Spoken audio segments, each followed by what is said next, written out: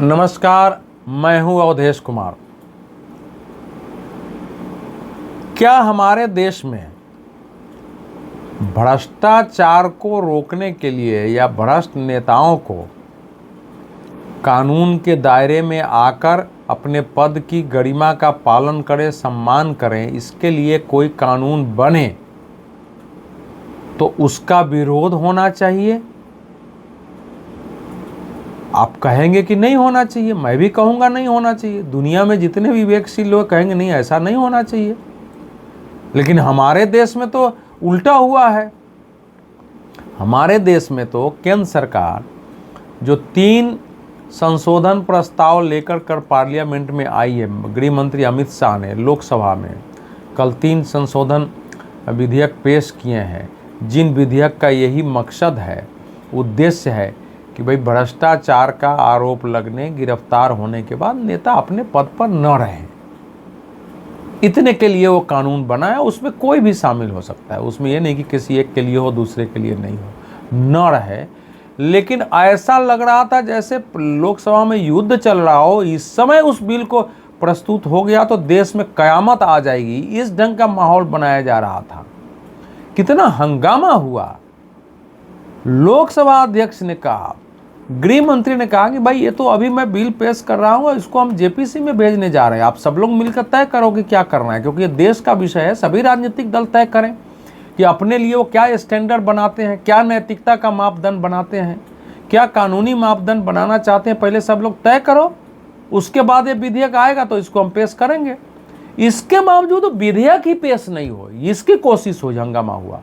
और भारतीय जनता पार्टी के कुछ सांसदों को गृह मंत्री के सामने आना पड़ा कि कहीं ऐसा नहीं, क्योंकि पहले लोकसभा में, राज्यसभा में हो चुका है।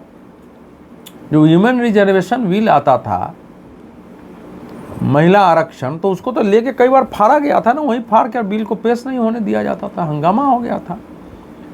तो इसलिए वो पीछे का एक ट्रेडिशन है, तो इसलिए वहाँ आना पड़ा। ये एक अजीब स्थिति है भाई, ऐसा कैसे हो सकता है देश में? कायदे से देखिए तो ये तो सर्वसम्मति से ये विधेयक आना चाहिए था, सर्वसम्मति से कानून बनना चाहिए, सरकार की इसमें प्रशंसा होनी चाहिए थी, वो उल्टा रहा है। तो हमारा देश कहाँ से कहाँ पहुँच गया? हमारी राजनीति को क्या हो गया है? राजनीति की भूमिका लोकतंत्र को स्वच्छ बनाना, साफ सुथरा बनाना, ईमानदार, पूरी शासन व्यवस्था ईमानदार देखे, शुचिता का पालन हो, नैतिकता का पालन हो, लोग उससे प्रेरणा ले, दुनिया भारत को सम्मान की दृष्टि से देखे, जो राजनीति में है वो गर्व करे, उनका परिवार गर्व करे कि हमारे लोग राजनीति में है। इसके लिए अगर कोई कानूनी ढांचा बन रहा है तो ये तो देश के लिए अच्छा है। लेकिन आप देखिए कैसा विरोध हो रहा है। अब इसका पहले मैं आपको बता रहा हूँ कि ये कानून क्या है। अभी तक हमारे देश में कोई भी नेता, चाहे वो मुख्यमंत्री हो, प्रधानमंत्री हो, मंत्री हो, अगर उन पर भ्रष्टाचार का आरोप लगा, आरोप गंभीर है, वो गिरफ्तार हो गए, तब भी ऐसा कोई कानून या प्रावधान संविधान में नहीं है जिसके तहत उनको पद छोड़ने को बाध्य किया जा सके, या वो मजबूर हो जाएं कि हम अरेस्ट हुए हैं तो पद छोड़ दें। अब कारण था कि भाई संविधान बनाने वाले नहीं सोचते थे ना कि हमारे देश में नेता इतने भ्रष्ट हो जाएंगे और भ्रष्टाचार के साथ इतने निर्लज्ज हो जाएंगे, इतने अनैतिक हो जाएंगे, इतने पतित हो जाएंगे कि वो उनकी गिरफ्तारी हो जाए तब भी वो त्याग पत्र नहीं देंगे। इसलिए सोचा ही नहीं गया, इसलिए ना संविधान में कोई प्रावधान किया गया और ना बाद में जो उसके आधार पर कुछ कानून बने उसमें यह प्रावधान किया गया। तो अब ये इसका मकसद वही है कि ऐसे कानून होने चाहिए। तो इसीलिए 3 हमारे पास जो है 3 विधेयक कल गृह मंत्री लेकर आए थे। इसकी चर्चा पहले से थी। एक विधेयक था government of union territories amendment bill 2025, यानी संघ क्षेत्र शासन संशोधन विधेयक 2025। दूसरा था 130वां संविधान संशोधन विधेयक, और तीसरा था जम्मू कश्मीर पुनर्गठन संशोधन विधेयक 2025। जैसा मैंने आपको बताया कि केंद्र शासित प्रदेशों में जो गवर्नमेंट ऑफ यूनियन टेरिटरीज कानून 1963 है, उसमें गंभीर आपराधिक आरोप में भी मुख्यमंत्री मंत्री गिरफ्तार हो जाते हैं तो उनको हटाने का कोई प्रावधान नहीं है। इसलिए इसकी धारा 45 में संशोधन का इसमें प्रस्ताव है। इसी तरह जैसा मैंने कहा, संविधान में ही कोई प्रस्ताव नहीं है कि भाई अगर कोई मंत्री गिरफ्तार हो जाता है, वो केंद्र का हो राज्य का हो, तो उसको पद से हटाया जाए या पद से उस स्वतः हट जाए, उसके लिए कोई प्रोविज़न तो होना चाहिए था, लेकिन वो है नहीं। तो पहले तो संविधान में आप प्रस्ताव लाएंगे, उसके बाद ही फिर राज्यों की ओर जाएंगे। तो अब इसलिए संविधान में जब हो जाएगा तो अपने आप राज्यों पर लागू हो जाएगा, केवल केंद्र शासित प्रदेश के लिए बनाने की जरूरत थी। तो इसीलिए ये कानूनी ढांचा इसका एक बने, इसके लिए संशोधन है। और जैसा आप जानते हैं, जम्मू कश्मीर में 2019 जो पुनर्गठन कानून बना, जिसके तहत 370 हटाने के बाद पूरा कानूनी प्रशासनिक वहाँ के राजनीतिक ढांचा बदला है राज्य का, उसमें जो डाला उस समय ध्यान ही नहीं आया था, तो इसलिए उसमें भी 54वां संशोधन किया जाएगा। तो ये है पूरा का पूरा। अब उसमें प्रावधान क्या है, संविधान जो संशोधन है कि अनुच्छेद 75 जो है वो केंद्र सरकार प्रधानमंत्री मंत्रिमंडल पर लागू होता है, जैसा आप जानते हैं। अब इसमें संशोधन के बाद ये प्रस्ताव है कि यदि कोई मंत्री लगातार 30 दिन तक गंभीर अपराध में, जिसमें 5 वर्ष या उससे अधिक की सज़ा होने का प्रावधान हो, अगर जेल में है, तो प्रधानमंत्री की सलाह पर राष्ट्रपति उसे पद से हटा देंगे। अगर प्रधानमंत्री सलाह नहीं देते हैं तो 31वें दिन उन्हें स्वयं पद से हटना पड़ेगा।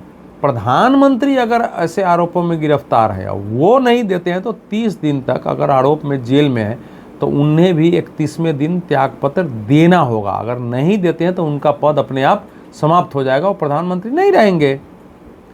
इसी तरह मंत्रियों के बारे में है कि अगर वो जेल में है 30 दिन तक लगातार, तो राष्ट्रपति मुख्यमंत्री की सलाह पर उनको हटा देंगे। अगर मुख्यमंत्री नहीं करते हैं तो उनका पद स्वतः समाप्त हो जाएगा। अनुच्छेद 2 दिल्ली का जो कानून है वो अनुच्छेद 239 ए में संशोधन किया गया है। अब ये कानून क्यों बनाने की नौबत आई?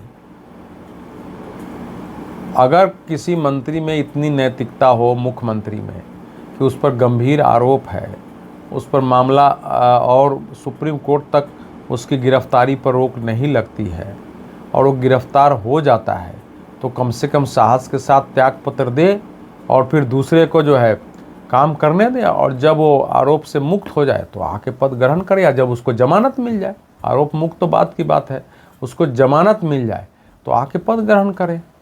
नहीं, हेमंत सोरेन गिरफ्तार हुए तो उन्होंने त्यागपत्र दिया, क्योंकि परंपरा थी देश में त्यागपत्र देने की। पहले लालू यादव गिरफ्तार हुए तो उनको त्यागपत्र देना था। जयाललिता गिरफ्तार हुई तो उनको त्यागपत्र देना पड़ा।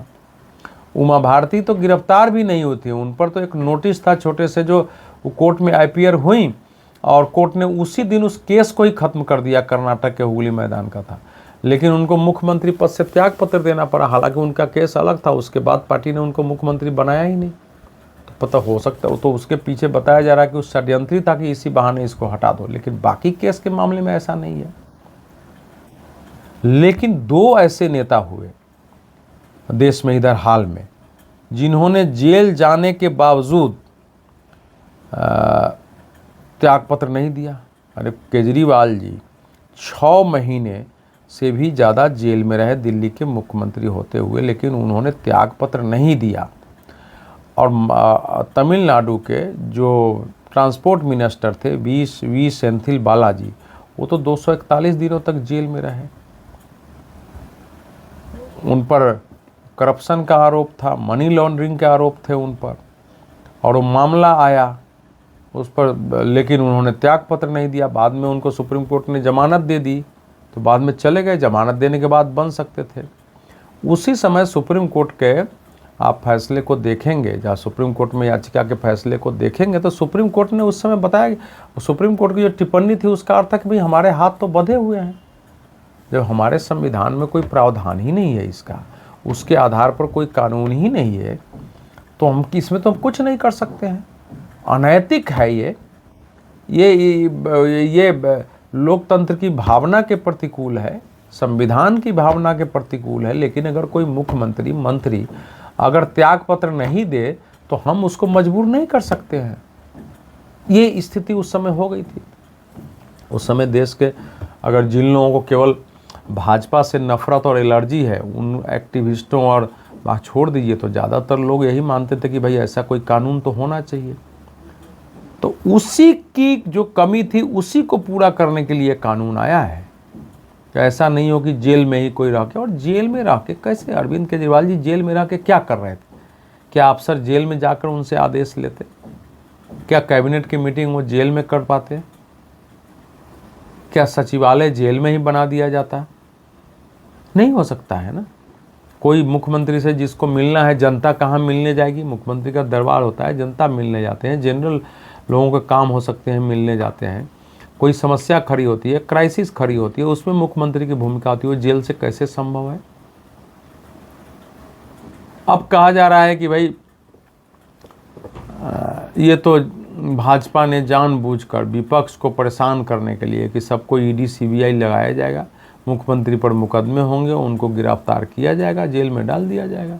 ऐसा कैसे संभव है भाई? ऐसा कैसे संभव है?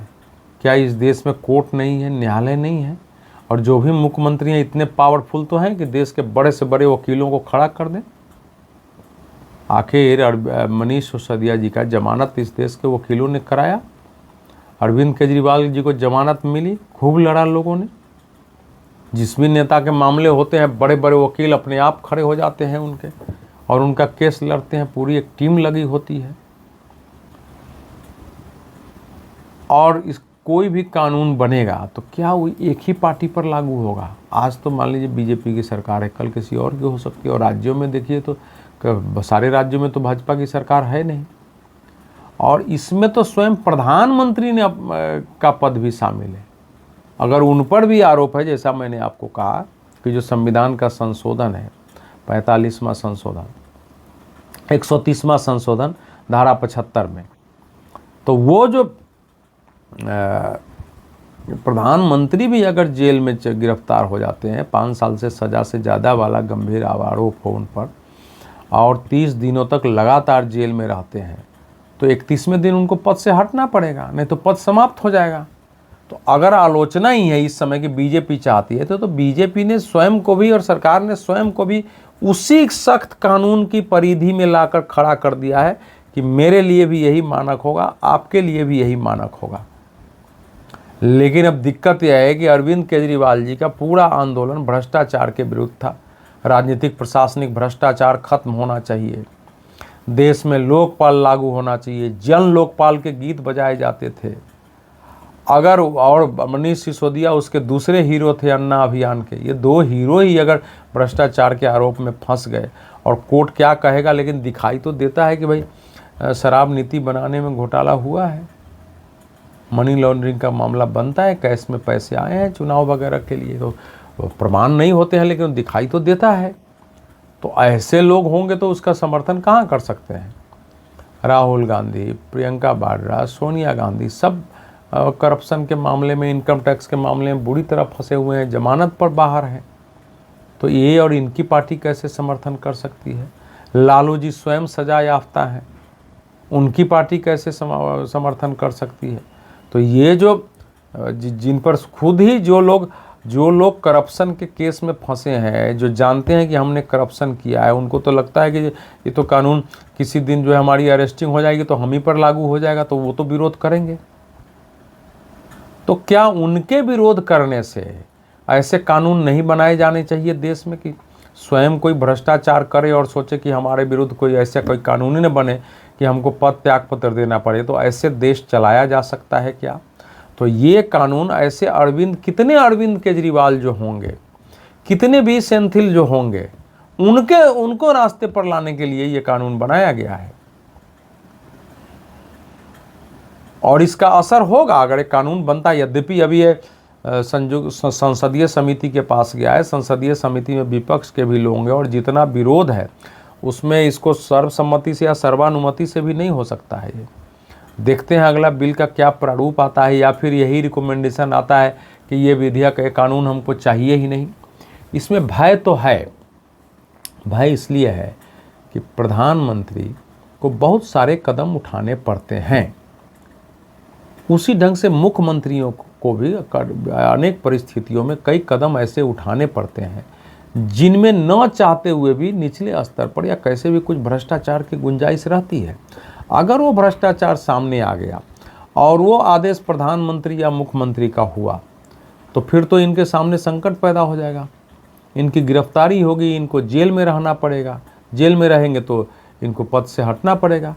तो मैं पहले से भी मैं तो मानता था कि लोकपाल में भी प्रधानमंत्री को नहीं डाला जाना चाहिए। इसलिए मेरा मानना है कि ऐसे कानून को कम से कम प्रधानमंत्री को इस परिधि से मुक्त रहना चाहिए, नहीं तो देश के लिए समस्या पैदा हो जाएगी। प्रधानमंत्री पर अगर हमेशा ये गिरफ्तारी का भय हो जाएगा, पद जाने का भय हो जाएगा, या कोई विरोधी इसका लाभ उठाने लगेंगे, क्योंकि हर कानून में दुरुपयोग की संभावना हो सकती है और कहीं खो गया फिर देश में अस्थिरता पैदा हो सकती है। यही बात मुख्यमंत्रियों पर लागू होती है। लेकिन अगर हमारे देश के मंत्री, मुख्यमंत्री और नेता इतने बेशर्म हो जाए, इतने भ्रष्ट और पतित हो जाए, उनके इतने अनैतिक हो जाए कि उनको शर्म ही नहीं आए कि हम पकड़ा गए हैं तो हम भैया पकड़ा गए और अंदर चले गए हैं तो हम कुछ दिन के लिए पद छोड़ दें, हम जो बड़े नेता हैं। अब ये लालच कि भैया हम गए और मुकदमा नहीं हुआ तो हम तो लंबे समय पद से बाहर ही रहेंगे, तो भाई अगर रहेंगे भी तो क्या हो गया, कोई और नेता बनेगा, शासन चलाएगा, पद पर रहना आप ही का जरूरी है। लेकिन फिर भी मान लीजिए उसका रास्ता निकाला जा सकता है कि भाई फिर ऐसे लोगों का केस एक टाइम बाउंड पर फाइनल कर दिया जाए, उसमें ज़्यादा समय न लगाया जाए। अब जांच एजेंसियों को भी एक समय दिया जाए कि आप इतने दिन में चार्जशीट दाखिल करो और इतने दिन में अपने गवाह सबको इकट्ठे करो और फिर जिरह करा लो।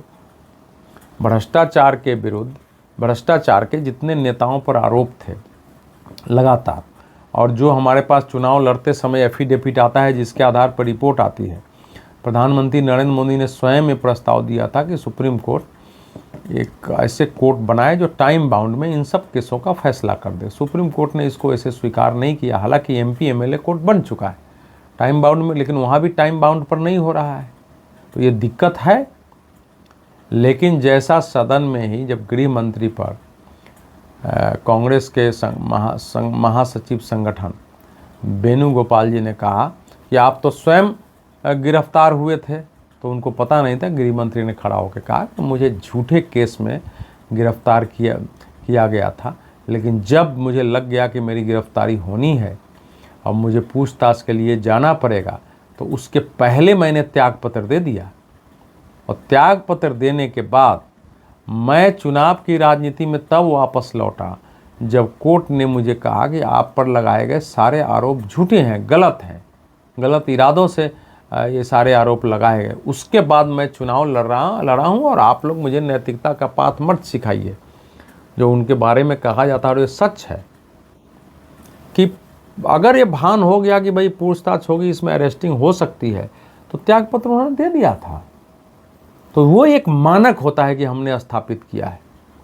तो ये देश के नेताओं को मानक मर्यादा स्थापित करने, अब संविधान निर्माता तो नहीं जानते थे ना कि ये हालत हमारे देश की हो जाएगी, इसलिए संविधान में इस पर विचार ही नहीं हुआ, कोई प्रोविजन ही नहीं डाला गया कि ऐसे नेता पैदा हो जाएंगे जो अरेस्टिंग के कारण जो है, अरेस्टिंग के बावजूद पद पर बने रहना चाहेंगे हर हाल में, भले देश और राज्य चूल्हे भाड़ में जाए, काम हो नहीं हो, मैं पद पर बना रहूँगा। तो इसलिए तो अब उस कमी को पूरा करना पड़ेगा। आदर्श स्थिति तो यही होती कि ऐसे कानून की देश में आवश्यकता ही न पड़े। आरोप लगे, जेल गए, आपने त्यागपत्र दे दिया, फिर आए अपने आप। ये नैतिकता का विषय होता है, ये सूचिता का विषय होता है, राजनीतिक सूचिता, व्यक्तिगत सूचिता का विषय होता है, हमारे जीवन मूल्य का भी विषय है, राजनीतिक मूल्यों का विषय है कि हम कैसा राजनीतिक मूल्य, कैसा लोकतांत्रिक मूल्य अपने देश में स्थापित करते हैं। तो वो विषय है। लेकिन अगर लोग ऐसे भ्रष्ट हो गए हैं तो उनके सामने क्या आदमी कर सकता, क्या किया जा सकता है? फिर भी मैं ये मानता हूँ कि अभी संसदीय समिति के पास है और क्या प्रधानमंत्री को इसकी परिधि से मुक्त रखा जा सकता है। कल किसी पार्टी की सरकार हो सकती है, उस पर विचार होना चाहिए। दूसरा, किसी कानून का दुरुपयोग हो इसलिए कानून न बने, इस तर्क से सहमत नहीं है। इस कानून में कहीं नहीं है कि हाँ किसी केवल दूसरे की पार्टी पर लागू होता है। ये केवल एक बहाना है, क्योंकि अनेक नेता भ्रष्टाचार में फंसे हैं। और इस समय का सबसे बड़ा संकट क्या है, इस देश में ऐसे एक्टिविस्ट और वकील, एक्टिविस्ट, प्रोफेशनल वकील, बड़े बड़े ऐसे लोग पैदा हो गए हैं जो सत्ता के भ्रष्टाचार से ही जीवित हैं, उनकी हैसियत सत्ता के भ्रष्टाचार से है, तो वो स्वयं सत्ता से मिली भगत करके कई बार भ्रष्टाचार करते हैं। जो भ्रष्टाचार में फंसता है उसको बचाते हैं। तो एक बड़ा ये जो तंत्र है हमारे देश में खराब हो चुका है, उस तंत्र को तोड़ने की बहुत कोशिश हुई है। CBI ED सब सक्रिय है, इनकम टैक्स सक्रिय, कुछ तोड़ नहीं पाया। तो ऐसे निहित स्वार्थी तत्व जिनका प्रभाव है, मीडिया में भी जानता है, वो तो ऐसे कानून संशोधन के विरुद्ध दुष्प्रचार करेंगे ही, लेकिन हमको आपको उस दुष्प्रचार में नहीं आना है। हमको देखना है कि कैसा कानून चाहिए। नेता स्वयं तय कर ले, एक मानक बना ले कि भाई जो भी आएगा, हम अपने पार्लियामेंट में या विधानसभा में प्रस्ताव पारित करें कि आगे जो भी आएगा वो उसको पद से हटना पड़ेगा, और नहीं हटता है तो इसके अनुसार उसको राज्यपाल हो, उपराज्यपाल हो, उनका प्रतिवेदन हो और उनके उसके आधार पर हटाने की कोई व्यवस्था की जाए। लेकिन वो होने वाला नहीं है, इसलिए इस कानून की आवश्यकता हो गई है। लेकिन अभी देखते हैं कि ये कानून बनता है नहीं बनता है। लेकिन अगर ऐसा हो गया तो हमारे देश में जो लंबे समय तक लोगों का भाव होता था कि सारे नेता भ्रष्ट है, एक बार जो विधायक बन गया, एक बार जो MP बन गया, मंत्री बन गया, तो अनेक पुश्तों के लिए धन इकट्ठा कर देता है। कहाँ से आते हैं वो धन? तो इस कारण लोगों को लगता था कि भाई इस देश में आज भी बहुत सारा भाव है कि भाई नेता सारे तो भ्रष्ट हैं, इन्हीं में से हमको किसी को वोट देना है। तो हमारा लोकतंत्र कैसे सदाचारी हो सकता है? पूरा लोकतंत्र और सत्ता ही भ्रष्ट है। बहुत सारे लोग इसलिए वोट नहीं डालने जाते थे। अनेक आंदोलन खड़े हुए, अनेक इसके लिए छोटे छोटे NGO बने, संस्थाएं बनी, इतने आर्टिकल्स लिखे गए, गोष्ठी सेमिनार हुए हैं इस देश में। आज़ादी के कुछ ही समय बाद से राजनीतिक भ्रष्टाचार, शीर्ष भ्रष्टाचार को रोकने के उपाय होने लगे। कई एडमिनिस्ट्रेटिव रिफॉर्म कमेटियां बनी, अलग अलग कमेटियां बनी, जिसने लोकपाल का भी प्रस्ताव दिया। UPA सरकार के शासन में लोकपाल भी बना, लेकिन अब वो अभी प्रभावहीन है। हालांकि मैं तो लोकपाल के दायरे से भी प्रधानमंत्री को अलग रखने की बात करता रहा हूँ, तो उस पर ज़रूर विचार करने की आवश्यकता है। लेकिन यह कानून केवल विपक्ष को पकड़ लेगा, विपक्ष के विरुद्ध है, बिना कानूनी रूप से साबित हुए सज़ा देने का प्रावधान है, ऐसा कुछ नहीं है। हाँ, अगर किसी का त्यागपत्र हुआ है तो ये फिर न्यायालय की ये बाध्यता हो कि ठीक निश्चित समय पर उस मुकदमे का निपटारा कर दें। जांच एजेंसियां समय पर आरोप पत्र दाखिल करें, गवाहों को बुला लें, ये भी न्यायालय सुनिश्चित करे। इसके लिए भी एक मानक हो, पार्लियामेंट प्रस्ताव करके सुप्रीम कोर्ट को दे सकता है कि आप तय करिए। इसके लिए भी एक मानक हो ताकि किसी व्यक्ति को ज़्यादा न झेलना पड़े। ये तो व्यवस्था हो सकती है कि कोई निर्दोष लोग अगर अरेस्ट हो गए हैं और निर्दोष हैं, उनको छूटने की संभावना है, वो 10 साल बाद छूटेंगे, तब तक राजनीतिक स्थिति बहुत बदल चुकी होती है। तो वो व्यवस्था होनी चाहिए, वो सब पहले। लेकिन व्यवस्था की तो विपक्ष मांग नहीं कर रहा है ना, विपक्ष को है कि हो ही नहीं। तभी तो कांग्रेस के संगठन महासचिव संगठन है, सांसद हैं केरल से, उन्होंने बिल की कॉपी फाड़ कर गृह मंत्री की ओर फेंका। ऐसे लगा जैसे 1996 से जो महिला आरक्षण विधेयक आने लगा, उसको बिल फाड़ देते, पेश नहीं होने देते, तो वही दृश्य शायद दोहराया जाएगा। लेकिन खैर भारतीय जनता पार्टी की अपनी तैयारी थी और वो स्थिति नौबत नहीं आई। तो इसलिए मित्रों, इस प्रकार के जब कानून बनेंगे तो दुनिया में इस समय आप जानते हैं कि भ्रष्टाचार पर भी रिपोर्ट देने वाली अनेक संस्थाएं हैं जो दुनिया में भ्रष्टाचार का इंडेक्स बनाती हैं कि कौन देश कितने पायदान पर है, वो किस देश में क्या क्या कहाँ करप्शन होता है, कितना % करप्शन है। हालांकि मैं उनके आंकड़े से सहमत नहीं होता हूँ। करप्शन कितना हो सकता है इसका कोई आंकड़ा हो ही नहीं सकता है कि पुलिस में ज़्यादा करप्शन है, न्यायालय में है, राजनीति में है। ये जो विभाजन ये कैसे करते हैं, उनका भी अपना एजेंडा होता है। कई देशों में अस्थिरता पैदा कर देते हैं। लेकिन कम से कम ये कानून बनने के बाद भारत के लोग बता सकेंगे ना कि हमारे देश में तो इतने कड़े कानून हैं, आप कितने देशों में ऐसे कड़े कानून हैं, और उनको फिर भारत को एक अच्छी छवि प्रस्तुत करनी पड़ेगी।